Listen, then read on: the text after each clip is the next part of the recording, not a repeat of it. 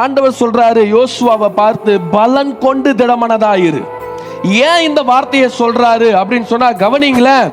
யோசுவாவுக்கு மிகப்பெரிய ஒரு நம்பிக்கை எதுன்னு பாத்தீங்கன்னா மோசே.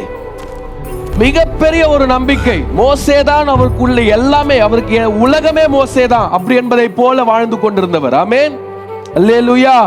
அந்த நம்பிக்கை எடுபட்டாயிடுச்சு. அந்த நம்பிக்கை இல்லாத ஒரு ஜீவியம், ஆமென், அந்த ஊன்றுகோல் இல்லாத ஒரு ஜீவியத்துல தான் இருக்கும் போதுதான் ஆண்டவர் யோசுவாவை பார்த்து சொல்றாரு, பலன் கொண்டு திடமனதாயிரு.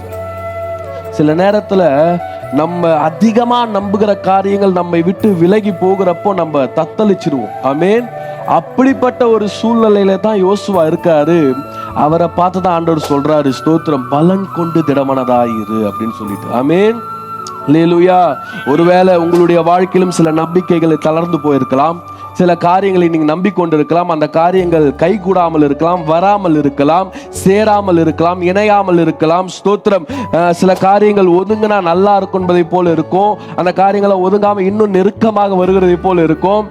இதெல்லாம் இருந்தாலும் தளர்ந்துராதீங்க. கர்த்தருடைய வார்த்தை சொல்கிறது, பலன் கொண்டு திடமனதாயிரு.